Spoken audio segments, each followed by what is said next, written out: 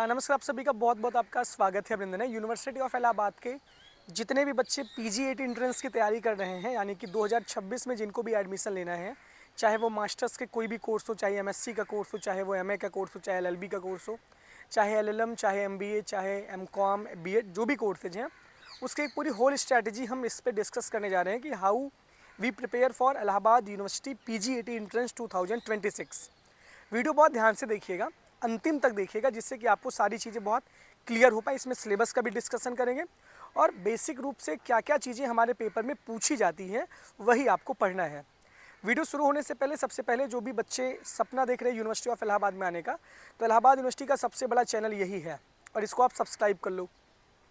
हमारा Telegram channel Allahabad university express, जिसका link comment box में पिंड है, उसको भी ज्वाइन कर लो। उसके साथ साथ इंस्टा भी ज्वाइन कर लो, जहाँ पे आपको सारी अपडेट रिटन फॉर्म में मिलती रहे। सबसे इंपॉर्टेंट बात यह है कि पीजीईटी एंट्रेंस की हम लोग बैच भी लॉन्च किए हैं। प्ले स्टोर पे यूनिवर्सिटी एक्सप्रेस हमारा ऐप है, वहाँ से आप डायरेक्ट बैच को परचेज कर सकते हो। बाकी यूट्यूब पर भी बहुत सारी फ्री क्लासेज हम आपके लिए चलाएँगे, तो वहाँ से भी आप देख सकते हो। मैराथन चलाएँगे, गाइड करेंगे, लेकिन थोड़ा सा एक सिस्टमैटिक तरीके से आपकी तैयारी वहाँ से ऐप पे हमारे हो जाएगी।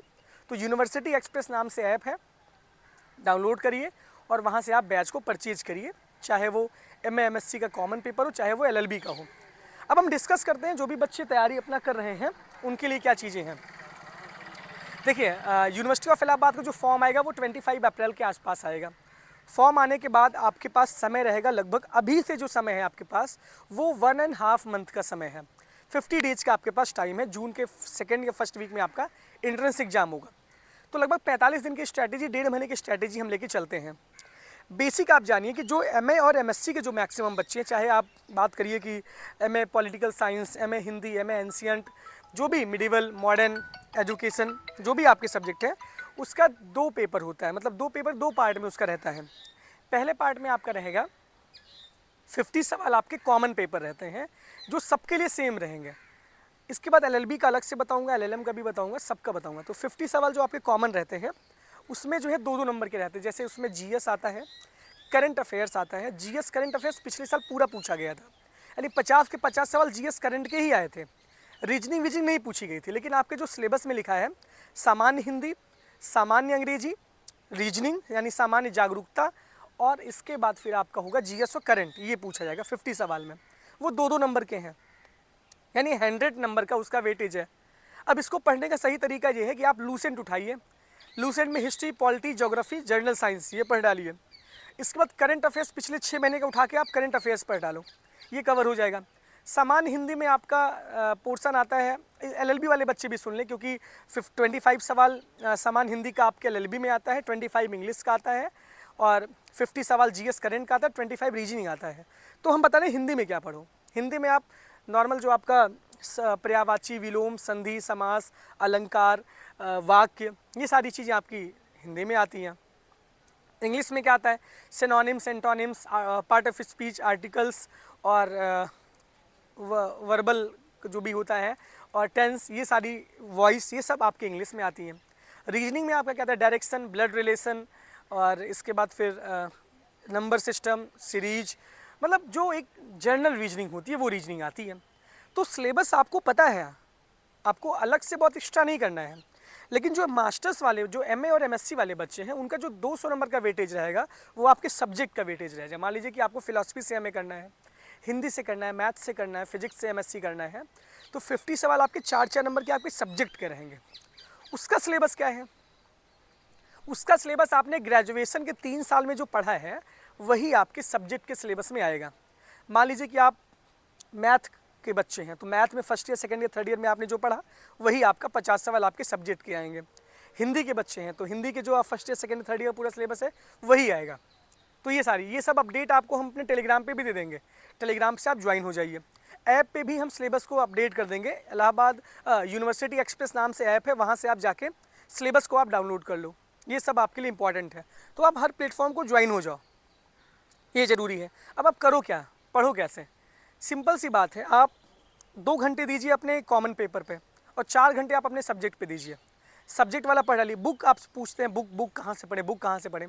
भाई कोई किताब यूनिवर्सिटी ऑफ इलाहाबाद के लिए आती ही नहीं है, क्योंकि एयू का पीवाईक्यू मिलता ही नहीं है किसी को। किसी को भी एयू का PYQ नहीं मिलेगा, क्योंकि जब इलाहाबाद यूनिवर्सिटी अपना एंट्रेंस करवाती है तो उसके बाद वो जो अपना पेपर होती है वो खुद रख लेती है अपने पास, उसका OMR सीट भी नहीं देती, ना वो PYQ देती है।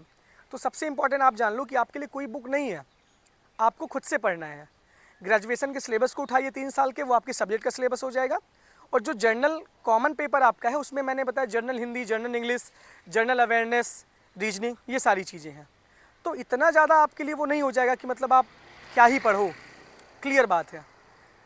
लीगल एप्टीट्यूड, जैसे LLB की बात करें तो इसमें लीगल एप्टीट्यूड आता है आपका 25 सवाल लीगल एप्टीट्यूड के, केस स्टडी से, हिंदू लॉ, मुस्लिम लॉ, इसके बाद फिर BNS आएगा और ये सब आएगा। तो 25 सवाल वहाँ से आते हैं आपके। 25 LLB की बात करते हैं तो रीजनिंग के सवाल आते हैं। रीजनिंग में मैंने वही टॉपिक आपको बताया, कहीं कोई किताब उठाई रीजनिंग की पढ़ डाली है, अगर आपको फ्री में पढ़ना है। बाकी हम तो तैयारी करवा ही रहे हैं, लेकिन आप खुद से भी कर सकते हो, कोई आवश्यकता नहीं है। फ्री में भी बहुत सारे मटेरियल देंगे, प्रैक्टिस सेट करवाएंगे, वो सारी चीज़ें हैं, लेकिन पढ़ना पड़ेगा। आपको ये पता है ना कि AU में बहुत सारी सीटें कम हो गई हैं और इतनी ज़्यादा कट ऑफ जाती है कि आप सोच नहीं सकते। MA पॉलिटिकल में कट ऑफ 230 नंबर जाती है, उसके बाद सीट ऑफ साइकोलॉजी में 200 नंबर से ऊपर जाती है, हिंदी में कितनी हाई कट ऑफ जाती है, बच्चे एडमिशन पाते ही नहीं है। कॉलेज में भी सीट्स नहीं है आपके लिए, सारे सब्जेक्ट के लिए आपकी सीट कॉलेज में नहीं है। लॉ के लिए कितनी मारामारी है। तो जब आप पढ़ोगे नहीं तो कैसे काम होगा, आप ये बताओ। अभी आप ये काम करो, लूसेंट उठा लो, लूसेंट से हिस्ट्री, पॉलिटी, ज्योग्राफी, इकोनॉमी और जनरल साइंस कवर कर दो। बायो के भी बहुत सारे सवाल आते हैं। रीजनिंग आप कहीं से उठा लो, 10-15 टॉपिक रीजनिंग का है वो पढ़ डालो। इसके बाद फिर बात करते हैं हम करंट अफेयर्स, पिछले 6 महीने का करंट अफेयर्स उठा डालो। GS GK से बहुत पूछे जाते हैं, हो सकता है कि आपसे हिंदी जो कॉमन पेपर आपका है उसमें आपसे हिंदी और इंग्लिश पूछे ही ना, उसमें GS करंट डाल दे जैसे पिछले साल डाले। मतलब आप रीजनिंग पढ़ रहे हो लेकिन जरूरी नहीं रीजनिंग आ जाए कॉमन पेपर में। पिछले साल 50 सवाल आपके GS करंट से आ गए थे। तो 6 महीने का करंट अफेयर्स पढ़ लीजिए, GS कवर कर लीजिए, यहाँ से आपकी बहुत सारी चीज़ें कवर हो जाएंगी। पढ़िए यार, उसके लिए कोई स्ट्रैटेजी, कोई कुछ भी नहीं, पढ़ोगे तो स्ट्रैटेजी अपने आप ही बन जाएगी, वरना आप ऐसे इंतज़ार करते रहो। तो ये बातें थी आपसे। तो सिंपल सी बात है, 25 अप्रैल तक आपका फॉर्म आएगा, उसके लिए वेट करिएगा, हम अपडेट दे देंगे। सब्सक्राइब कर लो, कैसे बहुत मेहनत करनी है, 300 नंबर का पेपर है, नेगेटिव मार्किंग नहीं है, तो आपके पास ये अच्छा वेटेज है कि आप अच्छा कर सकते हो अपने पेपर में। चलो, all the best, thank you. Join करिए यूनिवर्सिटी एक्सप्रेस का प्ले स्टोर पे ऐप डाउनलोड कर लो, वहाँ पे सारे सिलेबस को मैंने बताया है। इसके बाद फिर इलाहाबाद यूनिवर्सिटी एक्सप्रेस का टेलीग्राम ज्वाइन कर लो, यहाँ से आपको सारी इन्फॉर्मेशन मिल जाएगी, और इंस्टा भी ज्वाइन करो। Thank you.